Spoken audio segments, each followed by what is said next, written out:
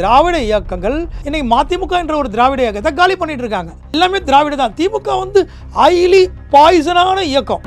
ஏன்னு கேட்டீங்கன்னா ஒரு தமிழினத்தை பற்றி பேசக்கூடிய தமிழினத்தை பற்றி தமிழினத்தை போராளிகளை வந்து ஒடுக்குமுறையும் அடக்குமுறையும் தான் பண்ணிட்டு இருக்காங்க. முழுக்கவும் தான் குடும்பம் தன்னோட சார்ந்தவங்களை தான் முன்னேற்றம் நினைக்கிறாரு. வெளியிலேருந்து யாரையும் வந்துடக்கூடாது நினைக்கிறாரு. இதை தான் இப்போ பிரச்சனை. உள்ளுக்குள்ள உதயநிதியை வந்து இன்னைக்கு அமைச்சராகிறது, இப்போ துணை பொதுச்செயலாளர் ஆகிறதுல தான் இன்னைக்கு பல பிரச்சனைகள் வெடிச்சிட்டு இருக்கு. ஆனா எந்த நேரத்தில் கனிமொழி கட்சியை கேட்ச் பண்ணுன்றது ஒரு பெரிய பதட்டத்திலையும் இருந்துதான் இருக்காங்க. இவ்வளவு பெரிய ஒரு மூத்த அரசியல்வாதி இந்த அசிங்கத்தையும் இதையும் தேவையான்றது எனக்கு. ஏன்னா பாமகக்குள்ள நடக்கக்கூடியது முழுக்க அரசியல் டிராமா. அன்புமணியும் ராமதாசும் 2026 தேர்தலை மையப்படுத்தி தான் இப்படி செயல்பட்டு இருக்காங்களா? 100%. அவர் வந்து இன்னைக்கு தன்னை மகனா நாடாளுமன்ற உறுப்பினர் ஆக்கி பார்க்கணும். மக்கள்கிட்ட என்ன ஒரு எடுபடல. தர்மபுரி மக்களை அவர் புறக்கணிச்சிட்டாங்க. முழுக்க என்னன்னா அந்த இடத்த கலவரமா ஆக்கி அதில் அரசியல் ஆதாயத்தை தேடணுன்றது ராமதாசனோட கருத்து. அதே நேரத்தில் இதே மாதிரி வட மாவட்டத்தில் பொறுத்த வரைக்கும் யாதவ கம்யூனிட்டிக்கும் ராமதாஸ் வன்னியர் கம்யூனிட்டிக்கும் கம்யூனல் ரீதியாக பிரச்சனை இருக்குது. ஆனால் அவர் என்ன பண்ணுறாரு, சித்திரை பௌர்ணமி விழாவுக்கு உத்தரப்பிரதேச முதலமைச்சரை கூப்பிட்டு வரணும்னு பார்த்தாரு. ஆனால் ஒட்டுமொத்த யாதவர்கள் வந்து அகிலேஷ் யாதவ் நாளைக்கு கொண்டு போன பிறக்கும் சித்திரை பௌர்ணமி விழா கலந்துக்கல.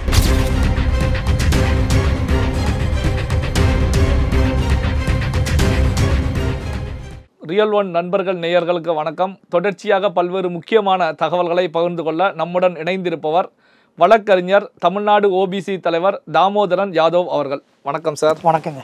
ஓகே சார், இப்போ மதிமுகவுக்குள்ள பார்த்தீங்க அப்படின்னா ஒரு மோதல் போக்கு அப்படின்னு சொல்லலாம். அதாவது மல்லை சத்யா, துரை வைகோ ரெண்டு பேருக்கும் இடையில இருக்கக்கூடிய முரண்பாட்டின் காரணமாக துரை வைகோ அவர்களை பொறுத்த வரைக்கும் முதன்மை செயலாளர் பதவியை ரிசைன் பண்ணியிருக்காங்க.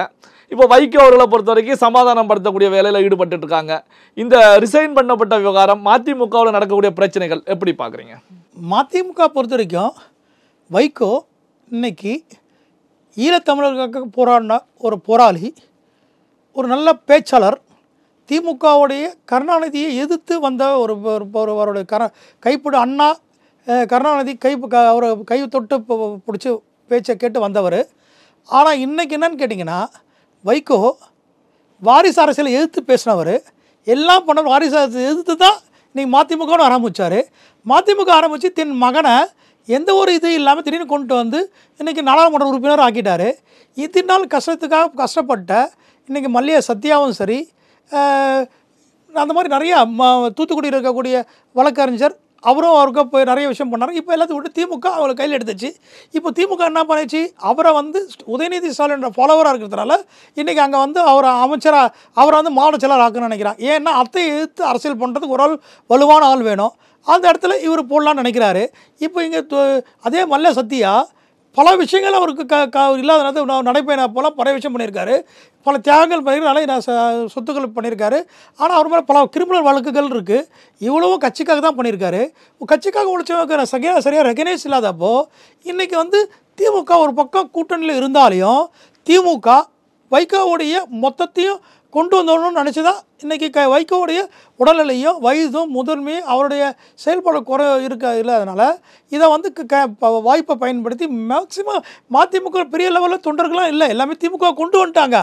இருக்கிற பவர் செட்டாரையும் கொண்டு வந்துடணும் அப்படின்னு நினைக்கிறாங்க. இப்படி சீமானை உடைச்சி இன்றைக்கி தூளாக ஆக்கி சீமானுடைய கூட இருந்த அத்தனை பேர் வழக்கு பதிவு இதெல்லாம் பண்ணி ஒரு விஷயம் கொண்டு போய் இன்றைக்கி அந்த நாம் தமிழ் இயக்கத்தை காலி பண்ண மாதிரியும் அதே மாதிரி திராவிட இயக்கங்கள் இன்றைக்கி மதிமுக என்ற ஒரு திராவிட இயக்கத்தை காலி பண்ணிட்டு இருக்காங்க.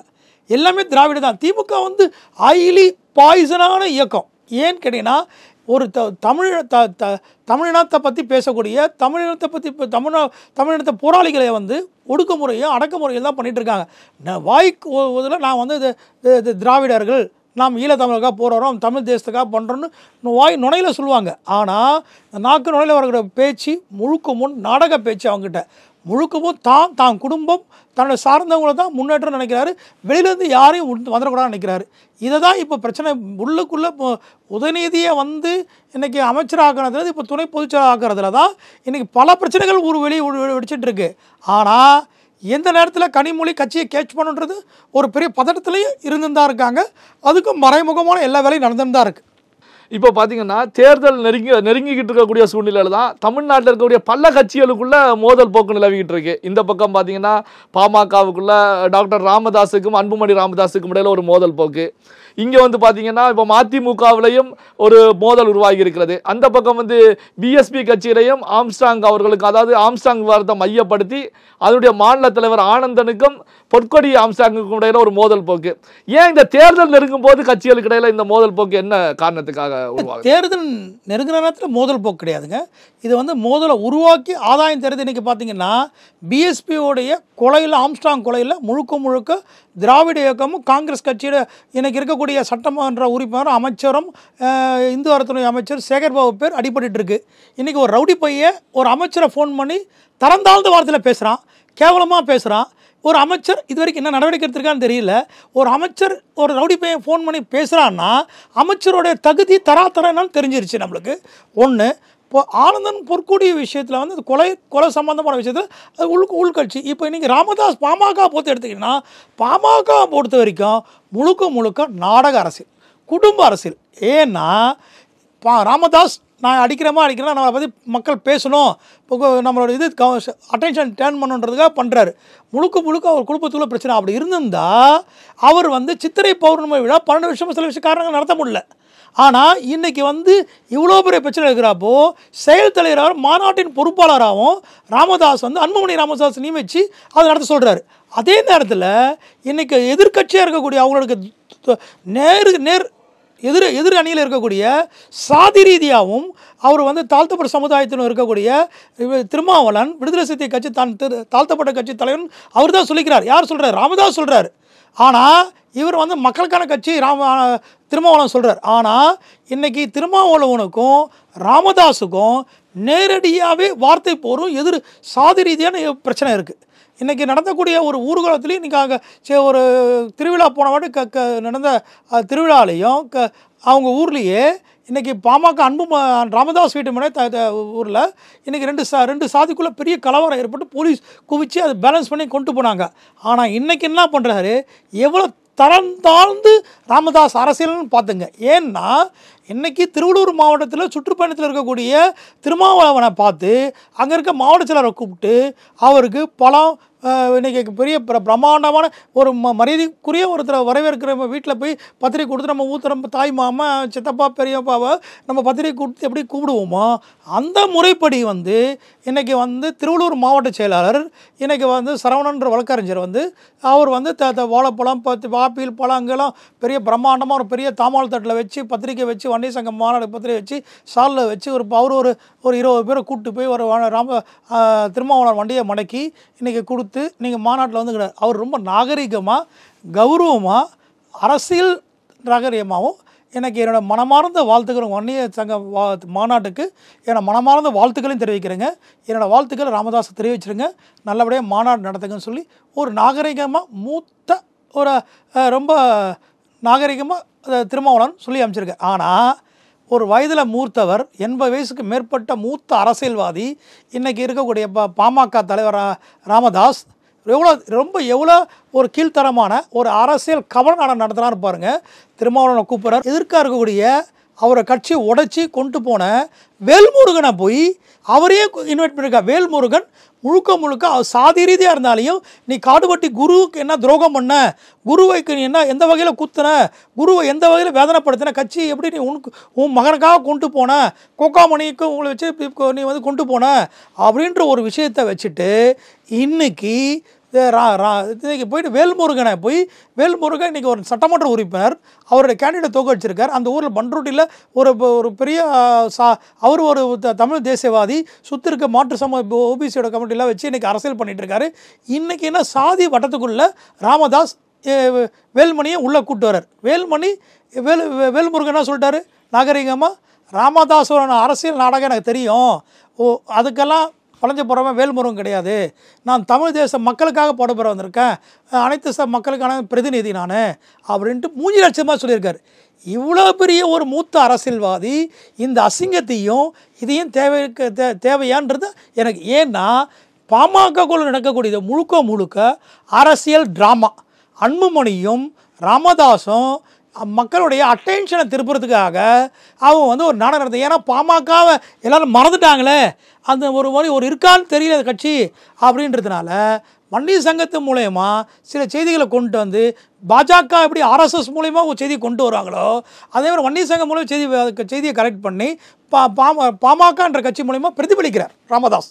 இப்போ ராமதாஸ் அவர்கள் இது போன்ற செயல்களில் ஈடுபடுறாங்க அப்படின்னா இப்போ 2026 தேர்தலை மையப்படுத்தி தான் இப்படி செயல்பட்டு இருக்காங்களா? 100%. அவர் வந்து இன்னைக்கு தன்னை மகனாக நாடாளுமன்ற உறுப்பினர் ஆக்கி பார்க்கணும்.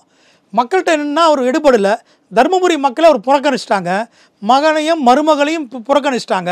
இன்றைக்கி அரசியல் நாடகம் நடத்துகிறாரு. இந்த நாடகத்தில் வந்து எதனா ஒரு கலவரத்தை உண்டாக்கி அதில் ஆதாயம் தேடலாமா அப்படின்னு நினைக்கிறார். ஏன்னு கேட்டிங்கன்னா இன்றைக்கி அப்போ சித்திரை பௌர்ணமி விழா பாமக வன்னியர் சங்கத்தோட கூட்டம். இன்றைக்கி ஒரு திருமாவளவன் சாதி சங்கத்தோட தலைவர். அங்கே போனால் கலவரம் வருமா வராதா? அதே நேரத்தில் வேல்முருகன் அவர் வந்து வேல்முருகன் அவர் வன்னியர் சங்கமாக இருந்தாலையும் அவர் வந்து காடுவெட்டி குருவோட கொலைக்கு நீதி கேட்டு பல விஷயம் பண்ணிட்டு இருக்காரு. அப்போது முழுக்க என்னென்னா அந்த இடத்த கலவரமாக ஆக்கி அதில் அரசியல் ஆதாயத்தை தேடணுன்றது ராமதாசனோட கருத்து. அதே நேரத்தில் இதே மாதிரி இப்போ வட மாவட்டத்தில் பொறுத்த வரைக்கும் யாதவ கம்யூனிட்டிக்கும் ராமதாஸ் வன்னியர் கம்யூனிட்டிக்கும் கம்யூனல் ரீதியாக பிரச்சனை இருக்குது. ஆனால் அவர் என்ன பண்ணுறாரு, போன சித்திரை பௌர்ணமி விழாவுக்கு உத்தரப்பிரதேச முதலமைச்சரை கூப்பிட்டு வரணும்னு பார்த்தாரு.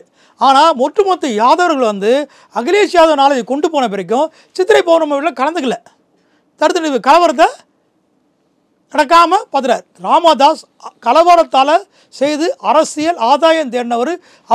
அவர் அரசியல் பேசிக்கே கலவரம் தான். இந்த கலவரத்தை எப்படி கொண்டு போகணுன்றது தான் இவர் பாட்டு ஸ்டேஜில் கூப்பிட்டு உட்கார வச்சுட்டு கீழே தொடர் அடிச்சு வெட்டி சாவுங்கடா அப்படின்ட்டு. ஏன்னா இன்றைக்கி சாதிக்காக போராடி இன்றைக்கி வன்னியர் சமூகத்துக்காக பாடுபட்டு அழிஞ்சு போன அத்தனை குடும்பமும் இன்றைக்கி பலாப்பட்டுருக்கு.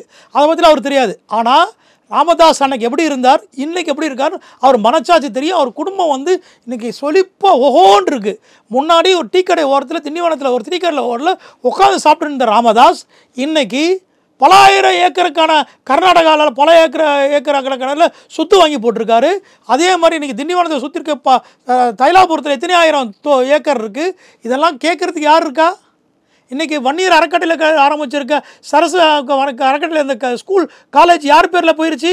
இன்றைக்கி அவங்க ஒய்ஃப் பேரில் போயிடுச்சு. சரஸ்வதி காலேஜ்னு மாற்றிட்டாங்க. முழுக்க வன்னியர்களுக்காக உருவாக்கப்பட்ட காலேஜ், வன்னியர் சங்கத்தை உருவாக்கப்பட்டது. ஆனால் இன்றைக்கி என்னாச்சு, இன்றைக்கி ராமதாஸுக்கு சொந்தமாக ஆயிடுச்சு. பல்வேறு முக்கியமான தகவல்களை நம்முடைய வாசகர்களுடன் பகிர்ந்து கொண்டதற்கு நன்றி சார். வணக்கங்க. ரியல் ஒன் சேனலுக்கு மக்களுக்கு கொண்டு போய் சேர்ப்பேன்ற மனமாற நன்றியை தெரிவிச்சுக்கிறேங்க.